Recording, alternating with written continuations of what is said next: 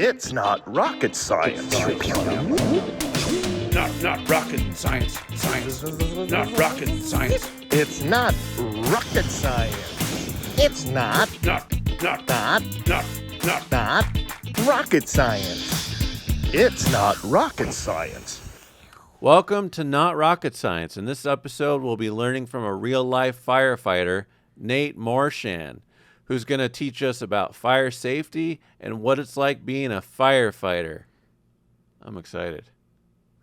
Because after all, learning about firefighting, it's not... What, Anthony? It's not what you rocket think it science. is. Like Matty said, we're going to be talking to a real live firefighter today, and we're really excited to have him on the show. But first, we're going to hear from our studio plant, Greg Buckman, and his take on how to prevent forest fires.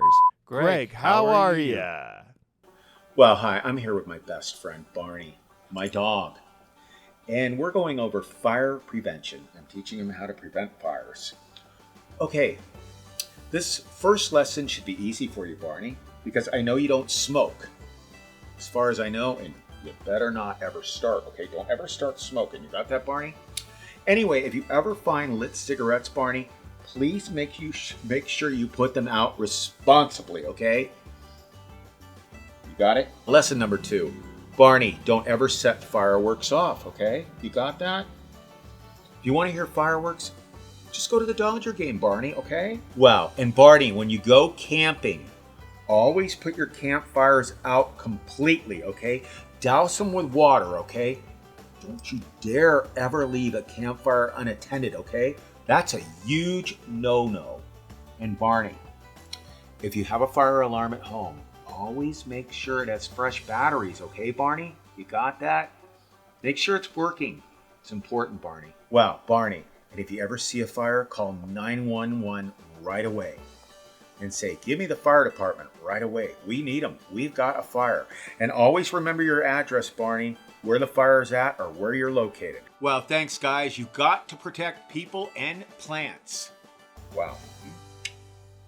Also, we're going to have Greg spray this extinguisher. Is that what they call it? The fire extinguisher. And he's going to do that to show us what that looks like. Take it away, Greg. Yeah, take it away, Greg. Step 1, pull pin, hold upright. Number 2, aim at the base of the fire, okay? You got it? Aim at the base of the fire. You don't want to hit your friend in the eyes or something like that. You're using this to put a fire out. This is step 3. Squeeze and hold the lever, okay? Step 4, sweep side to side. Ready? Action. Okay, stand back. It says move back and forth. Back and forth. Whoa! I just think that everybody should own one of these. What are they called? A fire extinguisher. And where can somebody pick one of these up? Any major hardware store like Home Depot, probably Costco. They have everything. Costco has everything. They have huge mayonnaise. Yeah. Oh my gosh. Wow. Yeah. If you're into that much mayonnaise.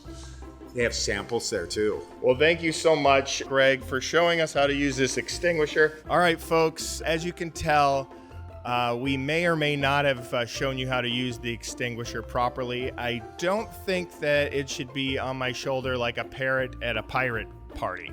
But I do know, thank you, Greg, you can follow a link that we're putting on, and it's right there, the link. If you follow that, you can learn how to properly put out a fire with an extinguisher. Keep it real and keep it safe. Everyone, be safe. Wow, thank you, Greg. That was really insightful, and we learned a lot, actually. Let's keep that plant safe. I think you mean the planet safe. Is that what you meant, or? Well, actually, what did I say? I thought I said. What did I say? You said keep the plant safe. I did? Yeah. Oh, well, yeah, I guess I did, because Greg's a plant. Yeah. But yes, keep the planet safe and plants safe as well, Greg. Thank you. Yeah, because you know what we say. It's not what, Anthony? It's not. It's not plants. rocket science. It's not plant. What? It's not rocket science. It's not plant. One thing you guys should know is each episode, the two of us will learn something new from a seasoned professional. And that's very great because it could be an English teacher, a history professor, today, a firefighter. So that is going to be really great to know how to do safety in all things fire and rescuing cats, too, I suppose. They do that, and they have calendars. A lot of them are hunks, right? Yeah. Yeah, so Matty, I went to New Orleans or New Orleans or New Orleans, whatever you want to say, and I had a very, very nice time, except for the fact that it was August and dangerously heat wave. So it was 100 degrees and then 115 degrees. With the humidity, which is not that fun. But when you're on vacation, you still pretend that it's not happening because you want to enjoy yourself. So That's hot. I was just out enjoying 115-degree weather every day, and I made sure not to bring water because I wanted to show New Orleans how tough I am. And that failed me good because I didn't feel good for not drinking water. What happened? I don't know. I didn't get. I mean, it's just you. Did you get heat stroke? I didn't. But the interesting thing about New Orleans this specific heat wave is you go outside and you look like you've been in a sauna, and then you have to go about every 15 minutes into some sort of air-conditioned building. So I learned a lot about different random stores because I was just like, oh, look at this. Looks like a really interesting lamp store. Oh, wow, really cool baby clothes store. I just kept going into stores that had air conditioning. I was just pretending that I needed a lamp or baby clothes or... You're like, ooh, wow, this is a really great hardware store. I need to buy lumber. And it was like I didn't need to go in there, but I just needed to cool down. And I have enough lumber at home. Yeah, and I kept announcing myself, too. I made it pretty obvious. I was like, wow, I really need baby clothes. And they're like, I get it. It's hot. Just sit in the corner if you want. No, I need lumber. I'm on vacation. I'm on vacation. I need to build things. You need to build yourself a little hut you could build yourself a hut with air conditioning. Yes. You should have done that. I definitely should have. Why didn't you sit in your car with your AC? You just wanted to. That's a really good idea, Matty. I again, didn't think of that. Well, I didn't drive, Matty. I didn't rent a car. I didn't drive. I was on vacation. You're on foot. Yeah, I didn't. If I would have driven to New Orleans, I'd still be in the road. So I didn't have a car, or I would have done that. But I had a really good time. In fact, during the heat wave, I brought Zane, who was on last episode, my son, to swamp. So we went to the middle of the swamp and watched alligators and learned about the swampland of New Orleans, and we held alligators. And maybe you can show. We can put the picture up. You sent me a thing of an alligator. Yeah, we could put that up, and it was scary. The guy just grabbed it. Did it bite you? Or No. Yeah. But it bit the guy, the tour guide guy. It bit him, and he didn't tape it up. And then he said it was safe. And then I guess after people say things, I just believe them. So I was just like, all right, well, I'm gonna hold this alligator. And Zane, why don't you hold it too? Oh my God. It was very, very fun though. We had a blast. That's awesome. The tour guide had no fear. Picked up a huge poisonous spider, like the size of my hand, and he was holding it. And while he was holding it, he dropped it. He dropped it right by an alligator. And instead of letting it go, Matty. What? Well, he tried to wrestle out this poisonous spider that's next to an alligator. And he didn't get it, and he was yelling at the spider. It's like Steve Irwin. Yeah, it was funny. He was just like, Come on now, Gator. Or come on now, Spider. I can't believe you went and fell out of my hand like that.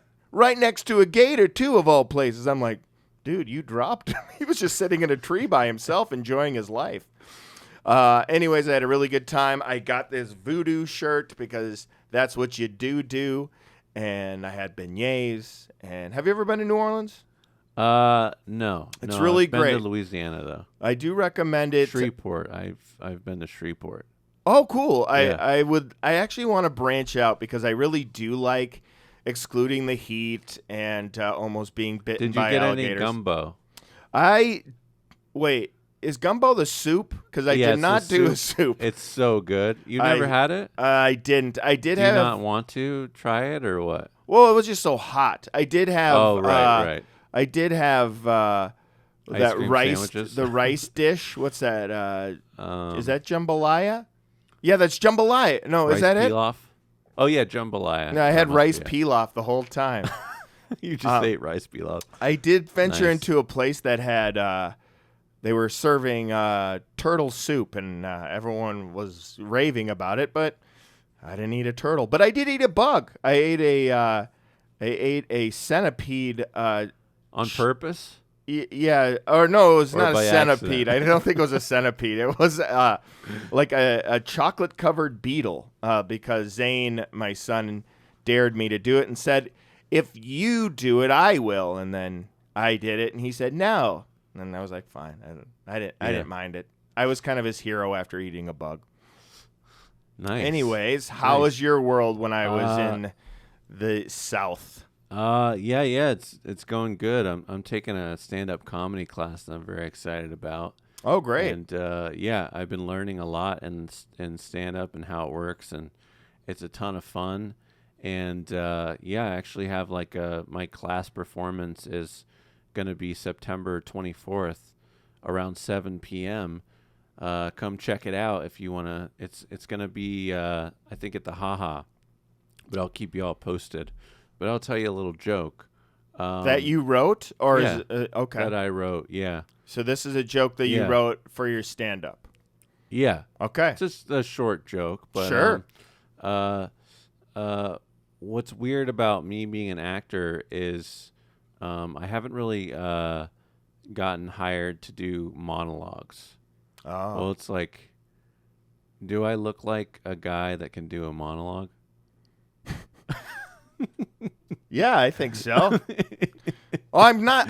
You know you what? laugh, though. But I'm You also laugh. I am apologetic because I shouldn't be commenting or talking. This is. Will That you was the please end do of it the over? joke. Will you do it over again? No. One more. Can't do a joke twice. It's like Can I magic. try your joke? So, as an actor who never gets hired to do monologues because I don't look like a monologue. Was that a good delivery? Yeah. Okay. That was very good. Cool. Yeah. Oh, yeah. Awesome. Thank you. Well, come check out my show September 24th. We'll keep you 7-ish. updated. 7-ish. And can you put the Haha Cafe? I guess they can just Yeah. look that up. Yeah, you can look it up, but I'll keep you posted. And what's your class show going to be called? Do you know, or what's your? I'm not sure actually. I think it's called the stand-up comedy class. If y'all are interested in taking stand-up, I love it. It's great. This guy Jerry and Heather teach it. They're incredible. Okay.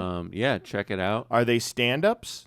They are stand-ups. Yeah. And will they be hosting this? They'll be hosting extravaganza. Yes. Yep. That's so cool. Yeah, it's gonna be fun, and yeah, awesome. Well, thanks all for being here.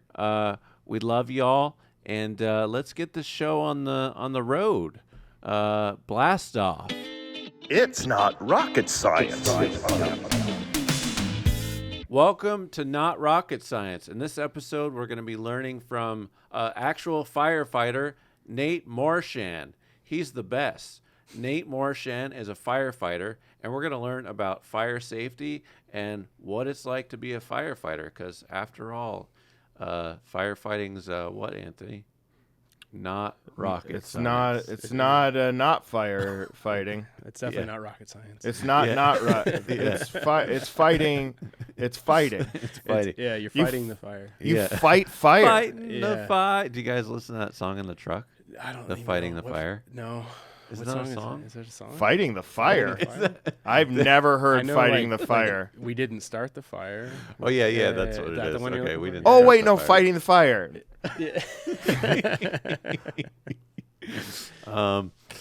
Yeah, obviously this isn't an episode about music history. Right. But thank you so much for being here, Oh, Nate. thanks for having me. It's a pleasure. It's so cool to have an actual firefighter here.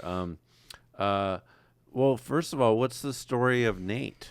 The story of Nate. Yeah. Well, I'm 42 years old. Got into the fire service when I was 35. So a little late start, career change. I rode BMX bikes professionally for 15 years prior to that. What? Jeez. Needed a job that didn't require as much education as I thought it would. And wanted to be outside, didn't want a desk job. And that's kind of how I ended up in the fire service, which come to find out is a lot more education, a lot more knowledge than I ever thought. I thought it was a blue collar job that you just had to be comfortable working with your hands and being mechanical, but it's far beyond that. So In what way? the schooling that you need to have, it's basically like if you go the whole route of it, you end up doing the equivalent of like a bachelor's degree in school Well, that makes sense. to get everything you need to have, to have the qualifications for the fire department. So like you end up going to a college to do your fire academy, you'll do your fire science classes, and then EMT, and then you'll end up going to paramedic school for most departments now. And paramedic, like all that combined is about 4-year process. Wow. Yeah. And then you get in. Well, hopefully you get in. is There's never a guarantee. Is it hard to get in once you've done all of that as well? It can be. It can take anywhere. If you're on the lucky side, you take your first test, do your first interview, you get hired with that department. That's a rarity. Sometimes you takes 10 years of persistent deal because the interview process is probably the hardest part. You sit down on an interview panel and they ask you weird questions, and it's unlike any job interview you've ever had, because you can't just be like, oh yeah, this is how I would do it with this. It's almost like a script of like how you answer the questions. And you must, and then during the school, you have to learn how to Yeah. answer these questions pretty much. Well, that's on your own. So Okay. you can go like what we always do. We always tell guys, if you're in a process with a fire department, go to that fire department, ask to come by and do a ride along, get to know that fire department, see what their cultures are like. And then, you'll sit down with those guys and they'll ask you if you've done interview prep. And if not, they'll be like, hey, do you want to do interview prep? And they'll sit down and they'll pepper you with questions that are, get your blood pressure up and Yeah, I bet. so. Wow. Well, what kind of questions are in that test do they ask you, like things that you wouldn't even think of? It's like so they'll ask you like, the first question will always be like, hey, tell me a little bit about yourself. So you kind of come up with an idea how to talk about yourself, which is hard, right? I mean, you guys are probably used to being able to tell people like, No, I struggle with that. yeah, right. I don't even know me really. half the Exactly, time, right? So you sit there and you're trying to go, how would I actually tell someone about me? Like, what's cool about me? What's important about me? What are the things? And you start getting a little narcissistic about it. Like, okay, let me see what makes me really cool. And you're like, oh, that's not even that cool. It sucks. BMX is I very was cool. to say that. Yeah, that is what you say, but you man. also want to kind of stay humble, right? So you don't want to like talk about like how awesome you are, because the guys sitting across the table are going to be like, okay, cool. Like, yeah. I think anybody thinks that a BMX bike career is pretty cool. It's different. I think for the fire department especially, as you get, we got guys. I mean, we have ex-special forces on our department. Wow. Everyone has done something cool. Some departments have guys who like ex-NFL players, ex-MLB players. Like there's guys who've accomplished stuff. Sure. So you don't want to come off as like full of yourself, no matter what your accomplishments prior to the fire service was. You kind of want to figure out that humility side of how do you talk about yourself without like really jumping on your own bandwagon. For sure, that makes sense. Have you ever rode your BMX bike to to a fire. No. Good. Yeah, no. It's, I'm glad you didn't. Yeah, me too. Yeah, that would have been. It's a lot of hard work to even just get to the fire in the truck rather than pedaling there. Yeah, for sure. I got a question for Sure, you. sure. Fastest time you ever put your outfit on? Do you guys really yeah, time we yourselves? do, yeah. What's the fastest you've Fastest, done? Full outfit, boots and all. boots, everything, all Hat. the way. So on probation, that's part of your probationary testing. So if you can't get dressed, and like the maximum time is 2 minutes. That's from a normal like uniform, which is like your badge shirt, Yeah. all the way to your turnouts, BA on air, ready to go into a fire situation. You can't go past 2 minutes.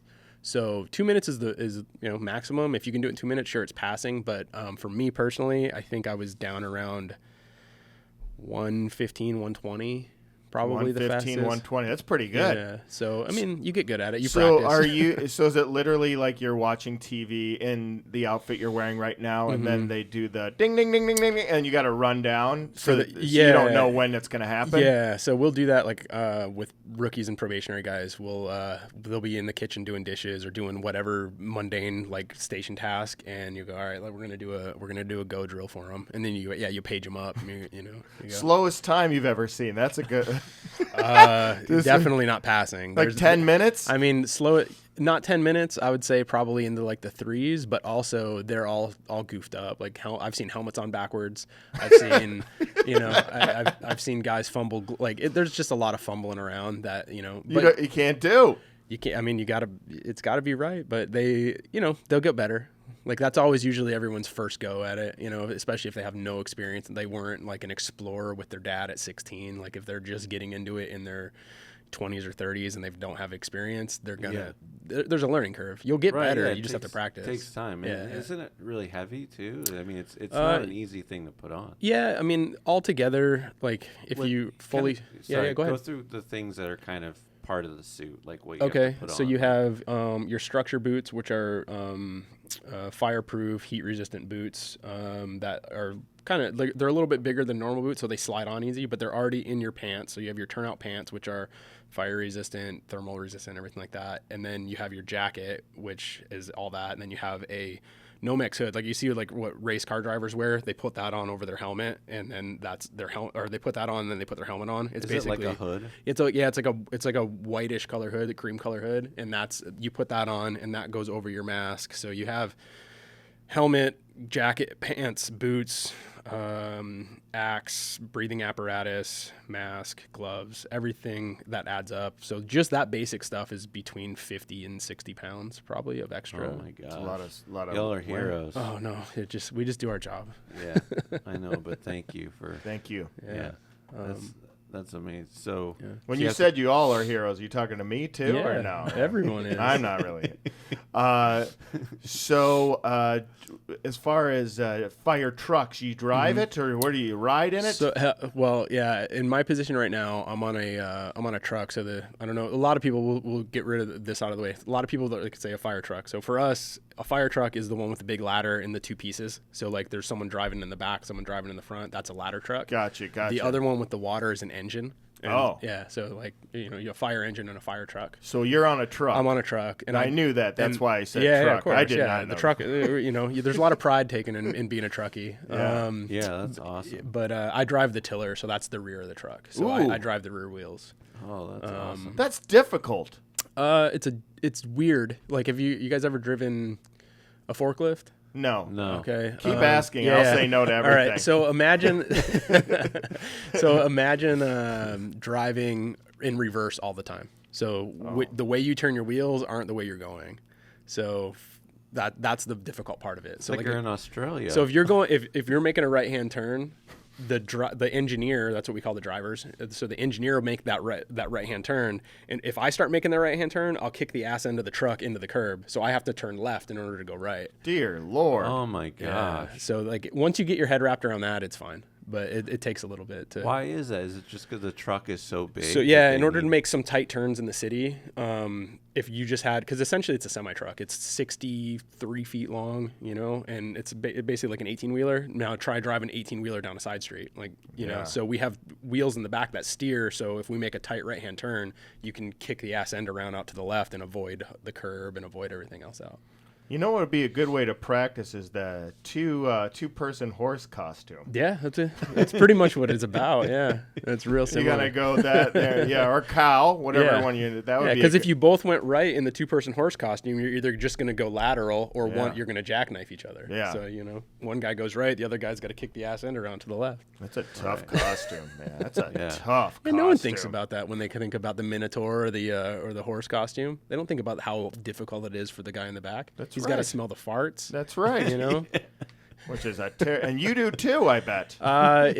We don't have air conditioning back there, so it's hot. Why? And you're wearing that suit? You don't wear the suit all the time. You only wear the suit on the fire calls. Oh, okay, So you're not every time you get in the truck. You're not always doing that because okay. we also run medical calls and That's right. any call that somebody thinks is an emergency, the fire department will go. Cats. I've definitely done cats. All right, tell us about that. On a tree. You've had to go literally a TV show. I've had 2 cat incidents. One was up a tree, and that was actually a really funny story. We got called out for it, and normally we don't do that stuff. Once we're up a tree, it's like, dude, like it's funny but true is, anytime someone's like, my cat's in the tree, I'm like, how many cat skeletons do you see in a tree? You ever seen a cat skeleton in a tree? No, because they always come down. Lord knows right? I have. No, right? So Maybe we go during Halloween. You see one, right? Yeah, but like a real, Like a the cats fake don't one. go up there and decide to die in a tree. But you go up and you're like, all right, you're looking in this tree, and we get a call out for this, and this silly call. This girl, people have pets. I don't know. You can't judge people on what pets and how they treat them, but like normally cats are stay at home. You don't put a leash on them. You don't take them to the park with you, right? That's like kind of a dog thing. Yeah. This individual decided that her cat needed to come to the park with her. Cat decided to run up a pretty tall tree. and she called us to come get it out. We don't have the ability to, like, where it was, we couldn't put a ladder there. It was too high. We couldn't bring the ladder truck in because it was on grass. The truck would have sunk.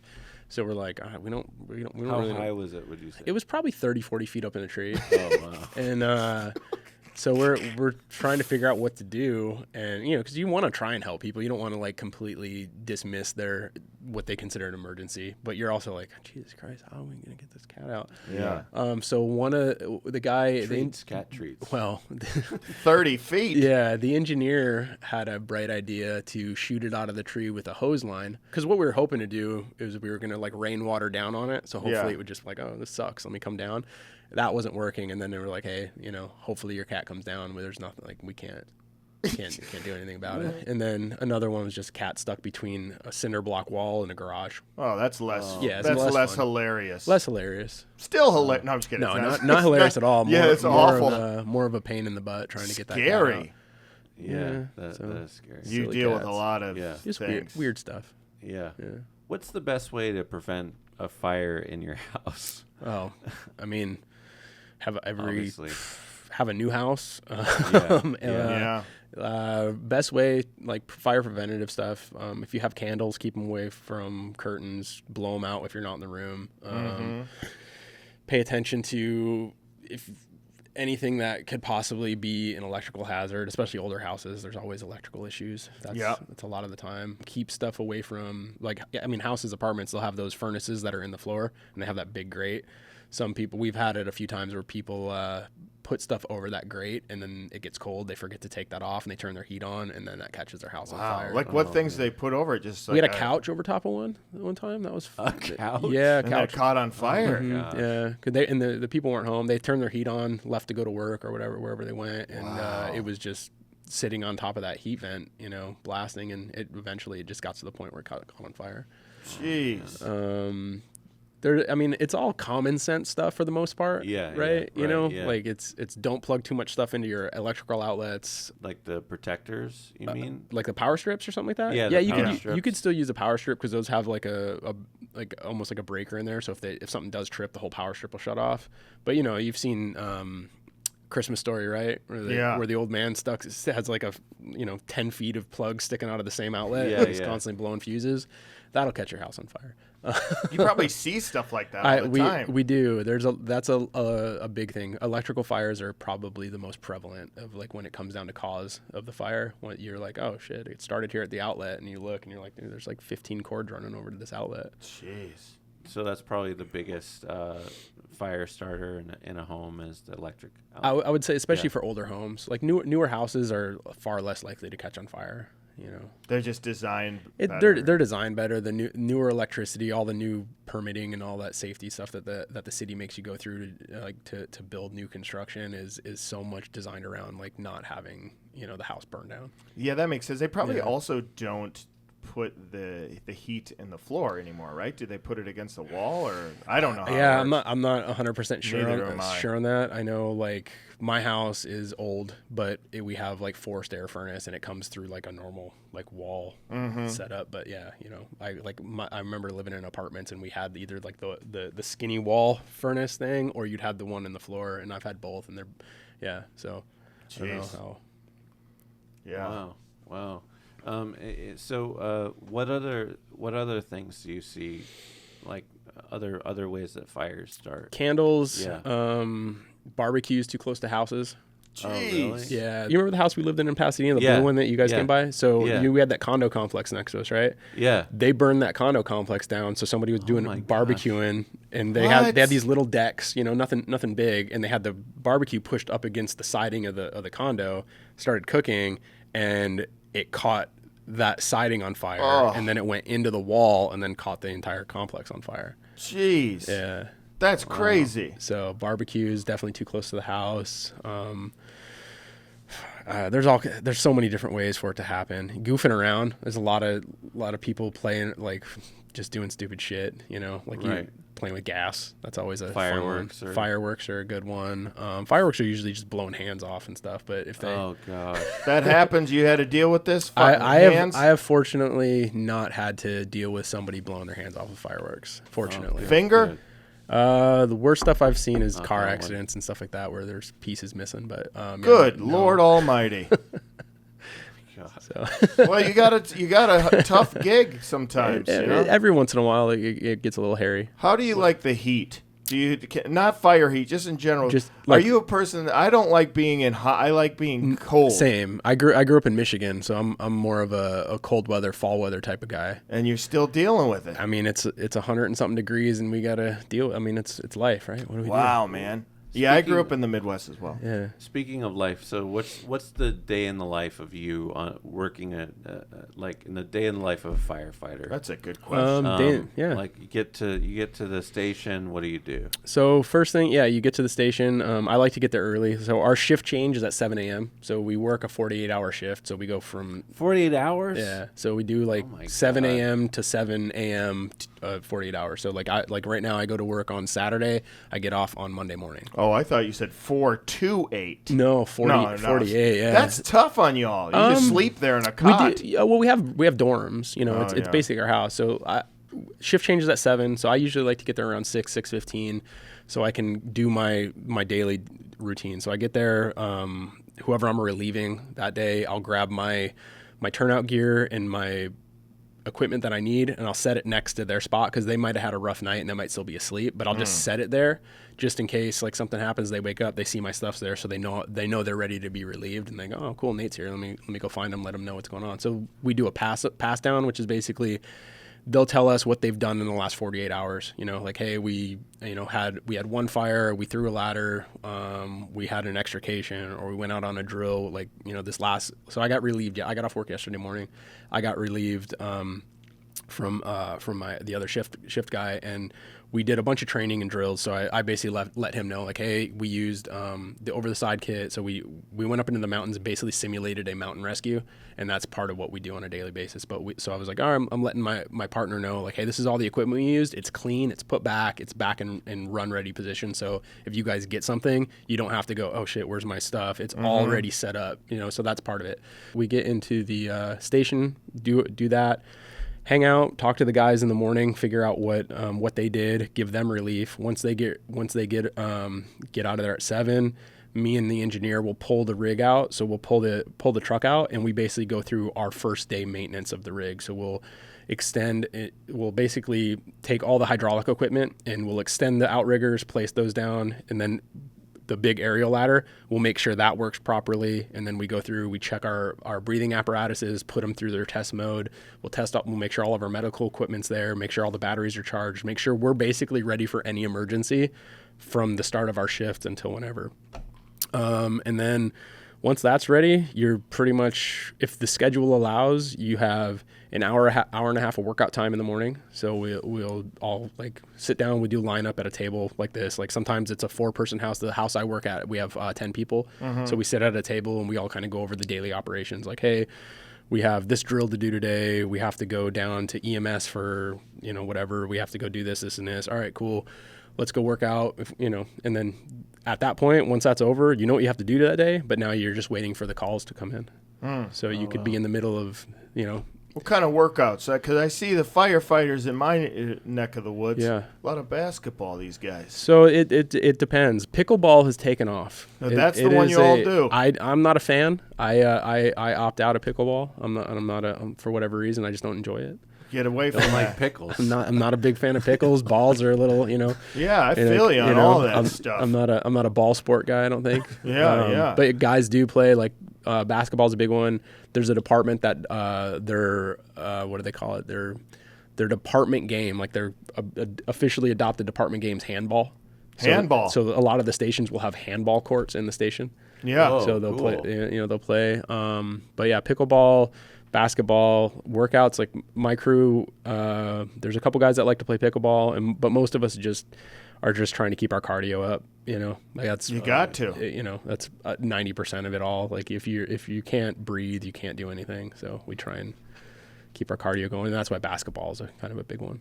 A lot of hijinks going around in that with you boys and ladies, whoever. A lot of pranks. A lot less than there used to be. There's this whole thing called harassment and no hazing policies and stuff. Oh boy, yeah. So they took a lot of the boys club fun stuff away from us. Every once in a while, So now you're plastic. reading books. Yeah, every once in a while, if you know the person, like, so there's a whole thing. It's a tradition, and I truly don't believe it's hazing. People can say what they want about it, but like you get involved in a job, and you kind of know what you're getting involved with, right? You don't want to come in there and change the culture because you don't like it. You're getting involved with that job because you like the culture. You get in there and you're as a rookie. You're the low man on the totem pole. You're gonna get shit on. You're responsible for all the garbage work around the station because everyone else has been there for a while. So you're like, all right, well, already I got to clean toilets. I got to do dishes. I got to take care of all the trash. I gotta do everything around the station.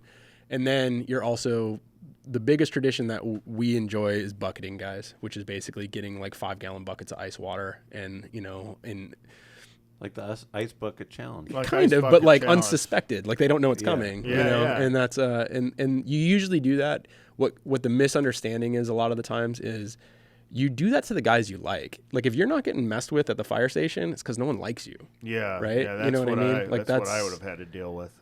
People are like, oh man, no one bucketed me, no one did this. I'm like, all right, they're kind of telling me that your crew didn't want to put themselves in danger because they're nervous about you. Yeah, they don't trust you. Yeah, they don't trust you because they're like, oh man, he's gonna tell the chief or he's gonna go to HR and be like, hey, they put ice water on me or they put my bed out on the roof, and you're like, well, yeah. Okay. I like this bed on the roof. I like hijinks. I think this is great. While they were sleeping? No, so we'll get them to do it. Like we'll get the rookies to do stuff, and then we're like, hey, they're in the office doing something or talking to the captain or whatever, and then we'll take their entire bedroom and set it up out on the roof. So nightstand, That's light, great. bed, the whole 9 yards, everything's out on the roof. So they come to go to bed and they're like, where's my bed? And then they look out and everything's set up out on the roof. Perfectly set up. Yeah, perfectly. Like it's like an identical dorm out on the roof. Hijinks. Nice view. Yeah. I think that you got to have a lighter side sometimes. You guys go through a lot of serious things. Yeah, it's and that's what we like to portray as is we're not doing it out of maliciousness. There used to be, like, there was like back in the 80s, 90s, maybe even early 2000s, like some of the stories you hear from some of the older guys when they tell us, oh yeah, well, this is what we did. We're like, Jesus Christ. Yeah, like, right. Like that's a little over the, over the top. We nearly drowned a guy. There's stories of very close to paralyzing, career ending jokes. Oh, to wow. guys. Well, that's... I'm like, why'd you do that? And they're like, I don't know. We didn't think it was going to happen, but... well, it did. We're still here. Yeah, but so that, in a way, it's good, but on the other side of it is like, if you don't have that crew bonding, if you don't have that like camaraderie in that job, is you just kind of like lose out on the what you're really there for. I don't know. It's weird. Like growing up playing sports, like I played hockey, I played football, then I started riding bikes and doing all that stuff. But like in a team sport atmosphere, in order to have that like trauma bonding, like I know that sounds like a terrible term, but like trauma bonding is a good thing for a unit. Yeah, for right? you. Yeah, for us, like we need to be able to like have know like in a shitty situation, we're gonna have each other's back and relate with each other. Yeah. And in some ways, messing with each other is the best way to get rid of it, because you go on stupid calls or you see, really terrible stuff some days, and the only way really to get it out of your mind is like, all right, let's see what we can do today. Like, what joke can we play? How can we lighten this situation? Excluding the cat being sprayed, do you have any other like silly calls you can tell us about? Maybe like silly calls. Like some. So I've been called. I mean, there's definitely silly calls where you feel like it's a waste of time, but funny. I mean, silly, goofy calls. I don't know, or maybe you don't. It's too serious. No, job. It really isn't. I'd say 90% of the time, it's not the most serious thing you've ever seen. Yeah. A lot of the times, like I've been called out for a girl. Oh, okay, funny call. All right, this is so we had a 17-year-old kid call us out at 3:30 in the morning. This was a couple weeks ago, and he was afraid that he had rabies. Oh, goodness. And we're like, what the fuck are you talking about, dude? Rabies? And we're like, so what happened? He goes, I was at a party 3 days ago, and I was drunk, and I think a bat bit me. And I'm like, what the like, I'm sitting there, I'm like, it's 3:30 in the morning. Why did you decide that 3:30 in the morning is a appropriate time to call 911 and have 6 people show up at your house for you to tell us some weird drunk story about a bat may or may not have bit you, and now you think you have rabies. Yeah. And his mom comes out, and I'm like, hey, what's the deal? And his mom's just like, I don't know. He gets on Google, and it's more probably a psychological issue with this kid. But I'm like, you need to kind of take care of your son, like quell the issues. So there's calls like that where you just you're like, rabies. He called us out for rabies? We're like, what do you want us to do for rabies, man? Like that's yeah, right. He's just foaming at the mouth. And I'm trying to, like, funny ones are it's like you don't carry like rabies shots with you. No. EpiPens. Do you have EpiPens? We don't have EpiPens. We have epinephrine. So it's like what's inside the EpiPen, but we have to draw it up and measure it out ourselves. Oh. So in that realm, like anything that we have is basically for if your heart stops beating, we can fix it. If your heart's beating too fast, we can fix it. If it's beating too slow, we can fix it. If you have an allergic reaction, we can fix it. And seizures and then pain meds. That's pretty much the extent of what we have in our body. It's for emergencies. It's life or death stuff. We don't have like, oh, you need an aspirin? Thanks for calling us out for your headache. Here's your aspirin. But we do get those calls. You get the aspirin call? I've been called out to put a Band-Aid on a grown man's finger before. A little Band-Aid? He cut himself washing dishes on a broken glass, and he was afraid that the bleeding wouldn't stop. And when we got there, he had a small cut on the tip of his finger, and we put a Band-Aid on for him. And he was a 40-something-year-old man. Was he crying? He was very nervous over a cut on his finger. And you said he was fine. He was 100% fine. And you gave him like a little Band-Aid. Told him everything was going to be good. What is happening with these? And then the aspirin, like somebody's like, I have a headache. You'll be surprised how many calls we get called out for nosebleeds. Nosebleeds? What they think they're like? They're going to bleed out. Oh. I'm losing all of my blood through my nose. Not possible to do that unless your nose is ripped off and you have a gaping hole in your face. But if you just have a nosebleed, you're not gonna die. Yeah. Well, Well, that's good to know. yeah, it is good to know. Can I ask you? Sure, of course. Sorry, are these all right to use? Can you show me how to use this? Yeah. Not inside here. Yeah, no, I won't pull it. These are the messiest ones you have. That's so these, cool. Yeah, so these are dry chemical extinguishers, ABC extinguisher. Which this one say? Yeah, I don't know how many feet it'll cover. I don't know. Anyway, I'm not going to give Just you a a regular company foam school on this. So, is it foam?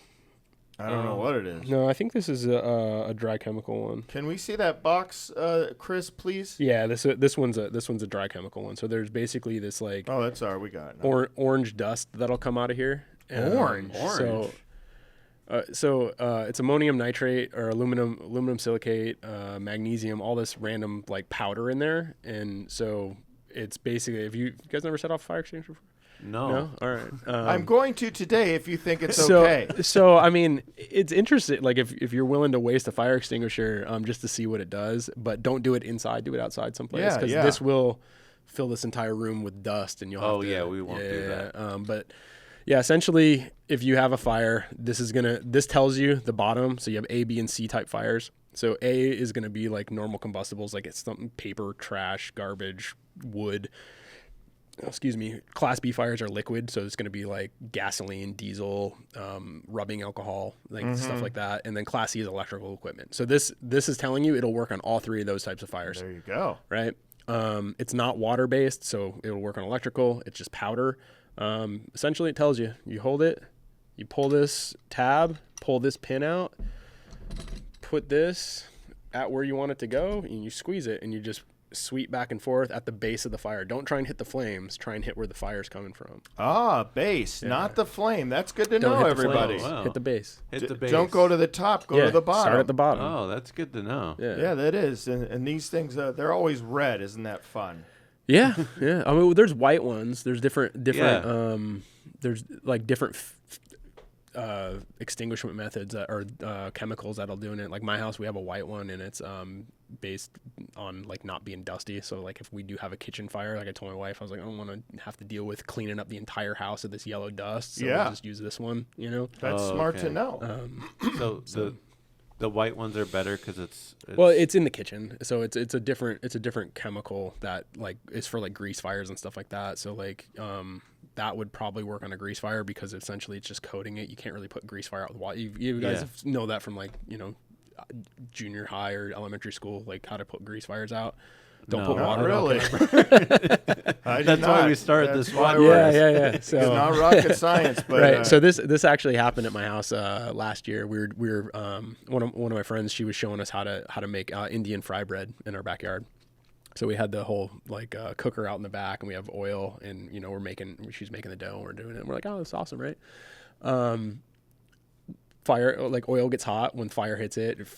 Goes up. If you put water on that, all water does, because water and oil don't mix, right? It just spreads it. wow. So you want to blanket it. So like with that fire extinguisher, it creates almost like like that powder will hit the oil and kind of almost like turn into a scab over it. So it stops the air. It just stops the burning process of it. Wow. So if you put water on it, you could spread it. It hits the wall. Now you got burning oil on a wall. Now that your whole kitchen's on fire my rather Lord. than your pot. So the other thing is, if you see it happening, chill out. If it's just your pot burning, grab a towel, run the towel under water, get it wet, and then you blanket it over the fire. Does it need to be hot or cold water? Doesn't matter. You're basically putting the water on it so it doesn't catch the rag on fire. Okay. And then it basically takes the air away from it, and the fire should go out. Do you kind of do the motion of up and down, or you literally just put it on? You put it over top. You don't want to fan it. Yeah, that's what. Yeah. No, you just you get a wet towel. Baking soda works too. Like if you don't have an extinguisher, if you have a thing of baking soda, you put baking soda over top of grease fire to help put it out. Wow. But usually it's just not panicking, which is hard for someone who doesn't deal with fires a lot. Like everyone goes in a panic mode. Throw water on it, now your whole kitchen's on fire, when you could have just draped a rag over it and probably put it out. Oh, Yeah. Wow. Is That's it good hard know. is it hard to freak you out? Make you panic? I don't know. I mean, I get it's. Well, you're probably trained for it. You know? That's what I'm saying. You get the experiences, right? Like, so we always call it like a duck on the water, right? Like you watch a duck paddling around on a lake, they look super chill. Like they're just like, oh, I'm a duck, I'm cruising. But if you looked under the water, their legs are just spinning, right? So that's kind of like the mentality we try and have is like on the surface, we're look calm and collected. Meanwhile, our brains are probably pumping through every scenario we could possibly imagine. Right. So, Wow. That makes sense. yeah. Yeah. So what about like they have those fire blankets for kitchens? Sure. Should those Those work are, yeah, too? those work too. It's basically just taking one of the components, like you know, one of the things you learn in like your fire science classes in college. It's super simple, but it's called the fire triangle. Like fire can't start without three sides, so you need fuel, you need heat, and you need oxygen. Right? You take one of those sides away, the fire can't happen. Right? So if Oh. there's no fuel, oxygen and heat aren't going to do anything. If there's no oxygen, fuel and heat aren't going to do anything because oxygen feeds it. So you take one of the sides of the fire triangle away, it's gone. Now they've redeveloped the fire triangle with a fire tetrahedron. I'm not well versed in that. I don't even know what that is. Yeah, I don't even know what Yeah, that means. the newer stuff is the fire tetrahedron, and that is it's keep it. I always like to keep it simple. You got three sides, take one away. You're either going to take the heat, the fuel, or the oxygen away, and it'll put the fire out. Wow, that's really good to know. Very good to know. Yeah, that's insightful. Thank you. Yeah. No, that's great. Thank you. Let me ask you kind of about, you know, like forest fire stuff. Do you deal with that, or how do you keep your home safe from a forest fire approaching? What do you do? So there's like the kind of tried and true rule is you want to keep 50 feet of clear space around your house. You know, like if you're in one of those areas, if you're in a neighborhood like you're in Los Feliz or, you know, Glendale, or unless you're up against the mountains in Pasadena or Altadena, like my neighborhood, I live in Altadena, we're close to the mountains, but like not in an area where I'm like, oh man, like I should cut these trees down around my house because, you know, it's going to push in. But if you're in one of those areas, like, you know, if you look at the Hollywood Hills, right, and there's those houses up there and they're all kind of like stacked. Yeah. Those places, if you get a fire below you and none of your brush is cleared, it's going to catch the brush on fire. It's just going to run to your house. Like it's going to follow the fuel. So we like to a minimum of 50 feet around your house of like clean, you know, not No, does that mean like no trees, no so you brush can have type of trees, thing? but you want to keep them trimmed, right? You don't want to have, you know, like a bushy, you know, you don't want your yard to look like the woods. You know, like you want to keep it, you know, space in between stuff, keep the leaf litter at a minimum, keep anything that could, you know, potentially do that. But the only areas that really pertains to, for the most part, is the wildland urban interface, which is the WUI. My wife loves to hear the term WUI. Yeah, it's fun, I guess. But yeah, wooey. the wildland urban interface, and that's basically your house backing up to the wilderness. So, you know, if you're backed up to the wilderness and you keep your yard looking like the wilderness, your house will burn down if something happens. So don't do that wooey. Yeah, you don't want to, if you're looking to buy a house, it's really nice to be up against those mountains, but just realize the risks that you're putting your house will eventually burn down.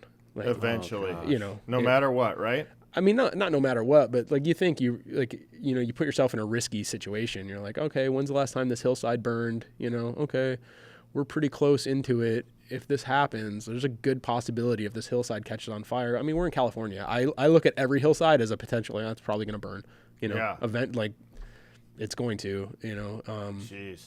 So it's like you put yourself in that situation, you kind of got to know the risks and consequences. And even insurance companies now, because of all the big fires we've had in the last 10 years, they don't even want to do fire insurance for your house if it's in a certain area of. Oh, wow. Yeah. Oh, wow. So they're just like, hey, you're willing to buy this house in the, you know, in the brush.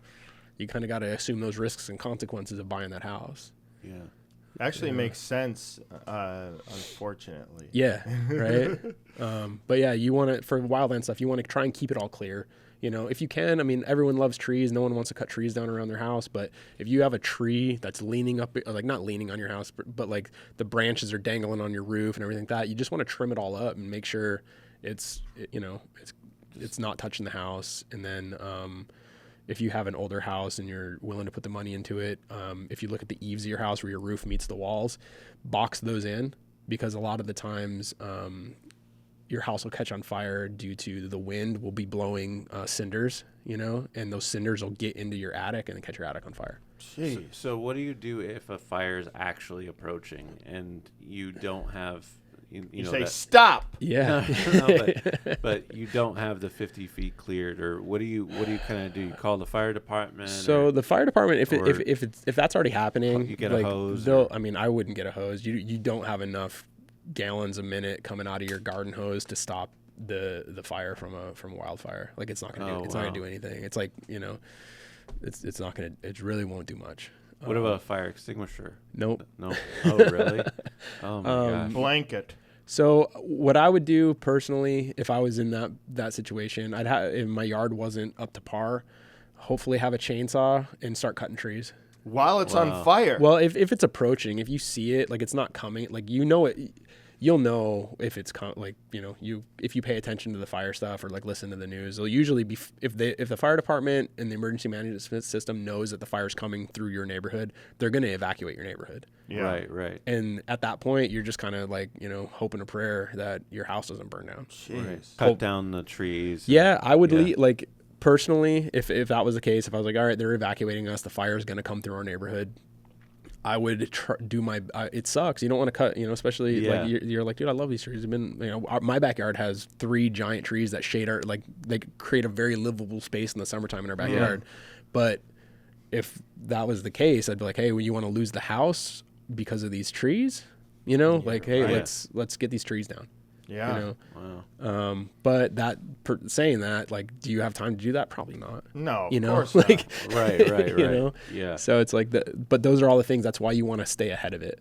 You Yeah. know, keep your trees trimmed, keep your yard clean. You have like, I'm not saying that's going to eliminate your house burning down, but give you a little bit of chance of it not burning. You know down. what would suck? Like a tree house up there. Yeah, you could that have. would not be good. Yeah. That would not be up in the air. Yeah. Good God. These are all good things to know. Yeah, these are great things to know that I did not know. Very, very insightful, and we're learning a lot. Yeah. Thanks so much. No, Nate. no, I try. Hopefully, I'm not telling anybody anything wrong. No. I mean, if you are, You know. I don't know. Yeah. It seems like it's all very you know, good. the comment guys will know for sure. I was thinking of if we want to open up some questions to some fans on TikTok. Yeah. All right, we got people entering. We're live here on TikTok, and we're doing my podcast TikTok called Not Rocket Science with Anthony Devries, another host. That's his hand. Do you want to put your head in to show them that you're? What are you doing? Okay, so we're gonna. So everyone, we're interviewing a firefighter. He's here, firefighter. There he is. What advice would you give someone who wants to be a firefighter? Oh. Yeah, Okay. great question. Advice is if you have no experience, go by a fire station. Talk to the guys at your local station, and you know, figure out what they're doing and what roadmap you can take to accomplish it. I would say physical fitness is probably one of the biggest things that I see guys struggle with. And when I say guys, I mean girls too. Like everyone gets into the job and think, oh yeah, I'll be fine. It's a different story when you actually have to do it for real. It's your physical fitness is probably a premium. The other stuff is just getting your education. Take a fire science class. Learn your policies on certain things on how fires react and that. And then if you live in an area that provides a college program that does a college fire academy, like if you have no experience at all, you're coming in at fresh. A college fire academy will definitely give you like a good taste of what you're getting yourself into. Because when I went through my college academy, we had guys that through the academy they were like, "Yeah, this isn't for me." You know, they were like, "Oh, you know what? I'm glad I did this because now I realize like I don't want to do this." You know, gives you a good idea of it. Okay, Yeah. cool. Yeah. Great advice. Good, great, Let's great. see if we Thank have you for any more that. questions. Thank you. Okay, someone asked, do you guys cook at the fire department? What do you eat? Oh. Well, yeah. Great So question. we have every shift we have someone else from the crew cook. So it's a rotating schedule. So you usually cook twice a month. Depending on who's cooking is depending on how well you eat. Some guys are really good at cooking. Some guys are, you know, hot dogs and mac and cheese guys, Yeah, which right. still isn't bad. You know, you're just glad you got a meal on the table. But you try and cook for your crew. Newer guys, it's always funny when guys are in their 20s. They've never been out out from under mom's wing, and they never cooked for themselves, let alone 10 other people. Those are always good experiences to see what new guys will come up with when they've never done it. But you like, for me personally, I make a lot of jambalaya. I do. Oh, wow. Yeah. We were just talking about that. I just came from New Orleans. Okay, is that rice? It's rice and whatever you want to really put in it. You can do. Cool. I do seafood jambalaya with. Ooh. That sounds good. But yeah, my wife's from Louisiana, so. Oh, yeah, nice, nice. That's how I learned that. But I do jambalaya, and I'll do different brats. Like I'll do like beer brats. I like that too. Yeah. I might have to join this fire stuff. Yeah, but we are responsible for preparing our own dinner, buying our own dinner. Like none of that stuff's provided, so we have it like station dues. So every day I come to work, I'm there for 2 days. Like I said, a 48-hour shift. It costs me $28 to be at work, so that's your station dues plus meals. So it's $4 for station dues, which is condiments, internet, cable TV. We all pay for that. Oh wow! And then we have $11 for dinner. So 10 people, $11. Wait a second. Wait, $11 for 10 people? Yeah, per person? Yeah, and then you go to the grocery store and you got to stay within budget. So Jeez. Oh my god. Jambalaya, then they have a lot of rice is cheap. Yeah, that's a smart thing. Cool. Let's just Great question, switch over to. We're gonna switch over to Instagram now. Thank you guys. Okay. Thanks so much, Nate. This is awesome. Yeah. This gave me a break from the 5.5-month-old baby at home. So congrats, by the way. Congrats. Thank you. Yeah. I'm able to just kind of hang out with adults instead. Actual adults. Yeah. I don't think he knows if Stranger Things season 5 when it's coming out. I don't think Nate will know that. You know that, Nate? I do not. I ask Matty all the time myself. Yeah. I'm very curious, but he keeps his mouth closed on it. Yeah. Okay. Someone asked, "What's the best part about being a firefighter?" Not a bad question at all. Great question. I'll give you the scripted answer that you give on an interview panel. Yeah. And that is helping people, being there in people's worst times to make it better for them. There's a lot of good public service that comes along with it. Good feeling for yourself, and knowing that you're hopefully doing the right thing by your community. That's a good fulfilling part of it. But, the real side of it is, paydays in 4 days. Yeah, right. Yeah. No, yeah, it's, you love, you're there for a reason. But for the most part, yeah, it's the ability to have a good work-life schedule. Sometimes we're at work for 120 hours, if not longer. If we go out on a wildfire, we're gone for 14 days at a time, minimum, up to 21 days extended. And the ability to be able to come home and, take some time and be home for a couple weeks with the family, is for me, that's the biggest thing, is the work-life balance. Yeah. Yeah. Wow. Great question. Great Thank you. question. Great answer too. And someone asked, "What's the hardest part of the job?" Oh, that's a good question. Yeah. Same thing. Being away from family is personally the hardest part of the job. Then the other part is the calls. Some of the calls can become, they can weigh heavy on you sometimes. You see some stuff that you probably only would never want to see in your life, if not just once, and you see it multiple times throughout a career. A 30-year career, you're going to see some stuff that the average person wouldn't be okay with seeing once, and you're going to see it multiple times. So you just got to hearts go out to you, man. So you just got to figure it. We appreciate you. Figure it out. You're a hero. No, not a hero. You're just doing a job. Well, we appreciate you. Yeah. Awesome. Well, thank you. Thank you, everyone, and have a great day, everyone. Bye-bye. So one thing you kind of just talked about just then, just to kind of wrap this up quickly. So you've been out there for forest fires. Yeah. What's that like? I mean, what is that? That must be scary. Depends. So there's different levels of it. Like we call it IA, which is initial attack or initial assignment, is when the fire first starts, and that's when you're actively fighting fire.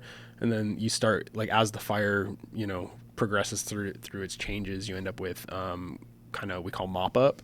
So depending on when you get sent out on that fire, it's going to be more dangerous. I can't say more or less dangerous because a lot of guys get hurt and killed during mop up. A lot of guys get hurt and killed during active fire assault. Gosh. But there's different levels of danger and different levels of safety concerns on each side of that fire. So for the most part, if you're out on an initial assignment when the fire first starts, you're doing like figuring out how you're going to flank the fire, how you and your crew and you and the strike team that you got assigned with are going to be assigned on that fire, and then it's just a lot of hard work. Like we'll do thousands of feet of hose on the ground, hiking up hills, where you're just out in the middle of it for a long time and hot and dirty and that, and then sometimes you get an assignment and it's relatively mellow, right? Where like the fire's already burned through, you're just chasing hot spots, which gives you that false sense of security. But there's been guys who've definitely been hurt and put off the job on those assignments because you do have that false sense. So like a normal mop-up situation is like a fire's burned through a forest, right? You're going through looking for hot spots, making sure the wind doesn't pick up and blow ashes and start it up again. So you're going through and you find stuff. So if a big tree burns down, it not only burns down the tree, but it goes into the root system. So what that does is it basically creates like, you guys have been on bonfires before, right? You dig them out in the ground, you bury them with ashes, but it's still kind of soft and it's hot in that pit. Sometimes that tree stump is burned out and it looks like flat, and you step into it and it's a 3-foot pit that's still at 500, 600 degrees. Oh god! Wow. And you fall in that and you get burned up pretty good. Oh, so there's that false sense of security on that. Even when the fire's gone, you're like, oh, we're good, we're out here doing mop up, but you can you catch yourself into some pretty sketchy situations. Jeez. But those, I like to think of those fires, like I like camping, I like backpacking. I think of those fires as just like an extended camping trip, you're camping inside the campfire instead of around the campfire. You try to figure it out. Yeah. You make also peace with it. saving lives. That's Yeah. awesome. Thank you so much for coming in. Not a problem. I'm glad to be here. Well, I just appreciate you. Thank you for everything you've said to us and all the work you do. I know what I want to ask you. Kind of a final question here, but can like me or Anthony or could we do like a ride along how they have with? Do you do ride alongs? We with do people? through our department. It's just like a request through our admin and some paper, like some like waivers. But yeah, you do like a couple hour ride along. See what it's like. Yeah, we do that. That's cool. Yeah. Cool. Wow. Yeah. Like, do you give them a fire suit? No. So we'll give. What do you give them? No. So like any type of incident, we like if it's something real, you'll usually just stay on the rig. I just don't get in anyone's way. Stay on the rig. Wow. If it's anything, like for the most part, if it's like a traffic collision, something like that, well, you'll be in the back pocket of the captain. So you just follow the captain around. If it's nothing serious, like a medical call or a traffic accident, we'll give you a brush coat, which is basically a yellow zip up lightweight jacket, and you'll get like we brought my wife along a couple years ago and we gave her like a little blue helmet or something, just something to like make it look like she's a part of it, not just some random bystander. Yeah, right. That's... but yeah, and then if anything real happens, then we're just like, hey, stay on the rig, don't get in anybody's way. Yeah. Right. Yeah. Would I fit in the fire truck? I'm 6'6". Yeah. Oh, dude, we got some big guys. Oh, really? Yeah. Okay. Yeah. We got some corn-fed boys on the. Nice. Don't you worry. Nice. Okay, Don't you worry. Yeah, you'll fit perfect. Awesome. Well, thank you so much, Nate, for coming in and saving lives, and you're the best, man. And congrats on the baby. Oh, I appreciate it. Thank you. Yeah. Love to Dara and your wife and thank you so much, man. Thanks for having me. I appreciate it, Matty. This is awesome. Fun, man. Yeah, thank you. Thank you. All right.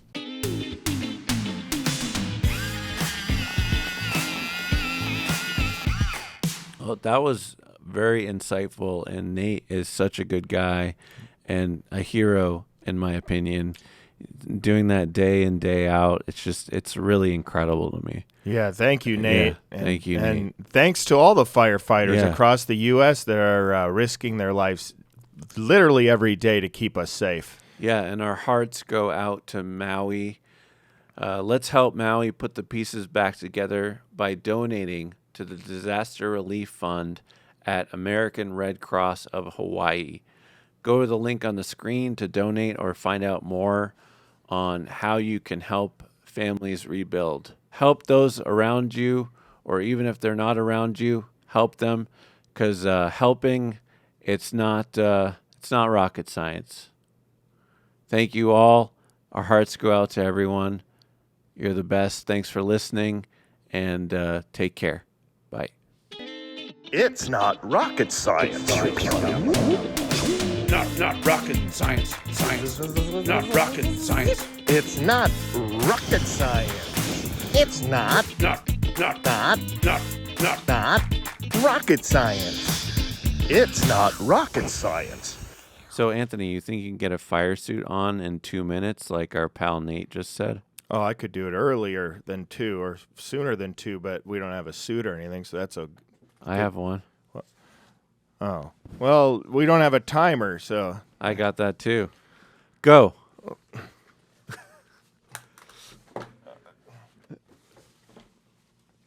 are the pants. I think you have to take your pants that you're wearing off. I don't know if you could put those I on. gotta take my pants off? I'm a firefighter. You gotta be ready for it.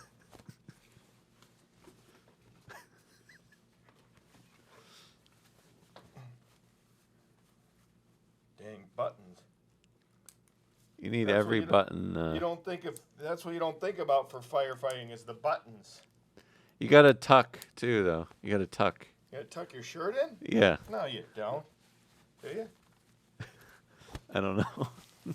And what are we at? And 48 seconds. I could be a fire. Well, I guess they have more equipment, but close enough. You know, close enough. Nice.